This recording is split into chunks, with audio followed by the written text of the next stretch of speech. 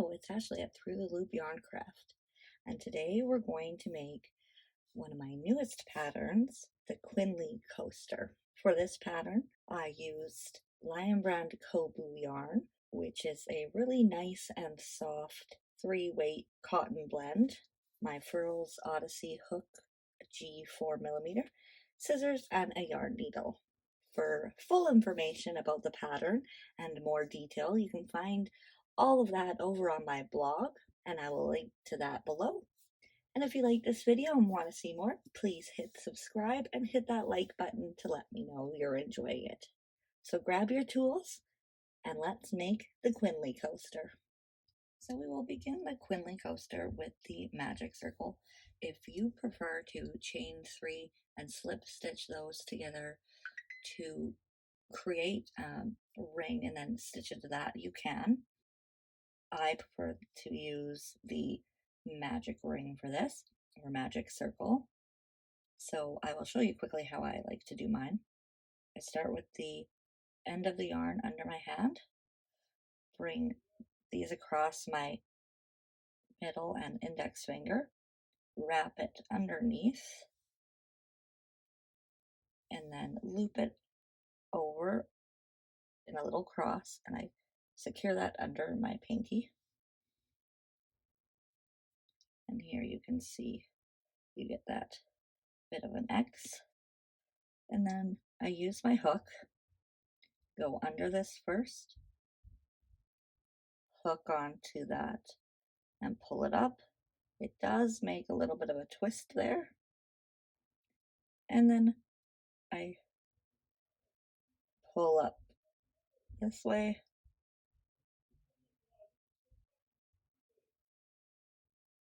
and pull through. This yarn is a little bit stringy, so I did get caught there a bit. So once you've got that, you've got your ring. And then I chain 1. So now we've got our magic ring, and we can begin. When you're working into the magic ring, make sure you are going over the tail, and that way it's nice and easy to pull through. So yarn over, and we're going to work the first double crochet right into that ring. You work it just like you would a stitch, and just pretending you're going around that ring right here as a stitch. So it can be a bit tricky till you get the hang of it. Go under, yarn over, and just wiggle that down. I use my hook hand to kind of pull it there. Yarn over, and complete the double crochet. And we will do that again.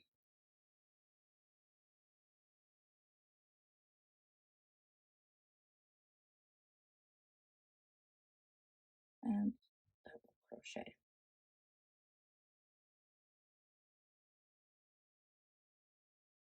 Perfect, so we will do a total of 14 double crochet into the magic ring, and I will meet you back here to close. Okay, so now we have 14 double crochet into the magic ring, and we need to close that. So I grab the tail, and then I kind of lightly pinch right where my hook and last stitch are, and then just pull that closed. Nice little tug, and we've closed off our circle. So now to finish that, we're going to just slip stitch into this first stitch,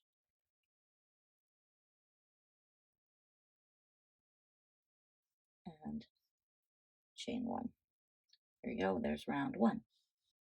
For round 2, we're going to do 2 half double crochet in each stitch around. So 1 and 2, and then 2 into the next stitch.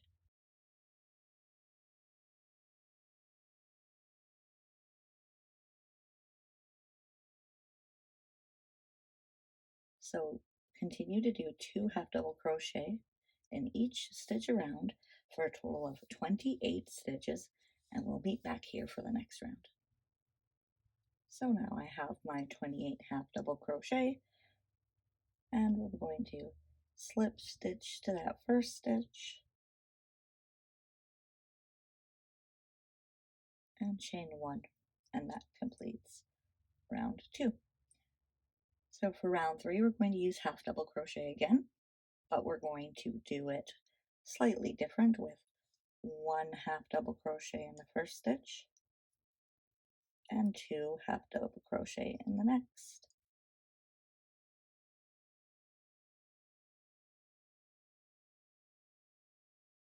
And then 1 half double crochet in the next and 2 in the next. So repeating that sequence 1 2 1 2 1 2 all the way around for a total of 42 stitches, and then we will meet back here once we're done that. Okay, so we're done now with 42 stitches, so we're going to slip stitch and join and chain 1. So now we are going to switch over to single crochet, and similarly to the last round, we're going to start with 1 single crochet into the first stitch, 1 single crochet into the next stitch, and then 2 single crochet into the third stitch. And so we're just going to repeat the sequence of 1 1 2 1 1 2 all the way around for a total of 56 single crochet. So we'll go 1 1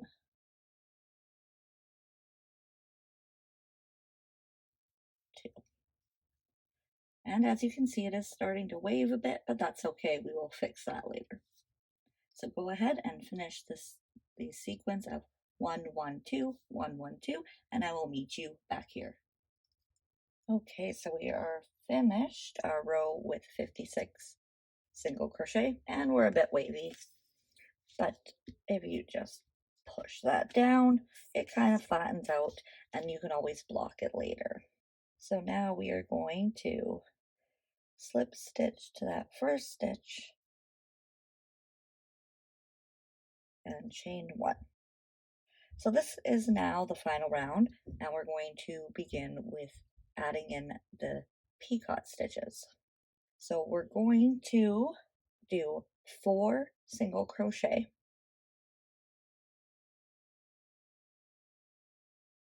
1 2 3 and 4. For the picot stitches, don't they did make me a little nervous at first, but they're easier than you think they are. From this 4th single crochet, we're just going to chain 3, 1 2 and 3. And if you flip this over a bit, you can see from that first chain right here, we have this little back bump going up. So what we want to do is just insert our hook under that back bump there. And then we are going to just pull that yarn through and then pull it through that loop on our hook. And that's it. That's the picot stitch. So next we are going to do another 4 single crochet. So 1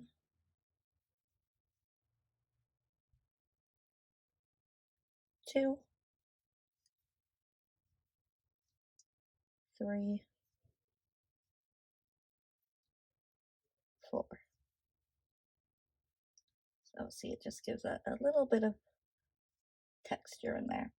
So now we've got 1, 2, 3, 4 single crochet. So we're going to again chain up 3, 1, 2, 3, and insert our hook into that back bump. This back bump can get a little tight if your chain is tighter, so I try and make mine a bit looser. So insert into that back bump, bring the yarn up, and pull it through that first loop on our hook. And then start the next sequence of single crochet into this next stitch. 1,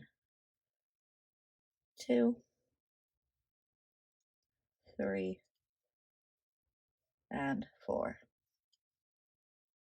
There you are. So just continue that all the way around, and I will meet you back here to finish this off. So there's my last single crochet, and we're going to chain up 3,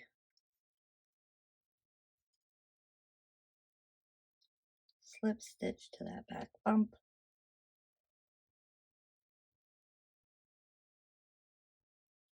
and this time, instead of completing it with the next single crochet, we are going to complete it with slip stitching to the first stitch of the round to complete the round.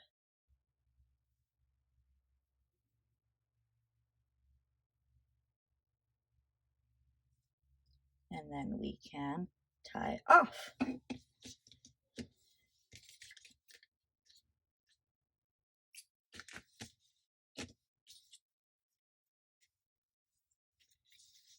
And there you go. As you can see, it does kind of curve a bit. So all I did, I don't block often, I'll be honest with you. It's not something I do regularly. So I try to find workarounds around that. I just kind of stretched it out, flattened it out, and then I took my water bottle and sat it on there for about 5 minutes, and I haven't had any issues since. However, if you do want to block, feel free, more power to you. I don't have the patience, I don't think, for blocking. Maybe one day if I ever do a lot of garments, I'll be more inclined to do it. But for a coaster that sits on my desk, I'm satisfied with this. Well, there you go. We have our Quinnley coasters. Thank you so much for joining me. I hope you enjoyed the tutorial. Please hit that subscribe and hit that like button. Let me know that you enjoyed it. And again, for written instructions and more information, you can find that all over on my blog linked below. And I'm so glad you were able to join me today. Thank you so much. I will see you again soon. Bye.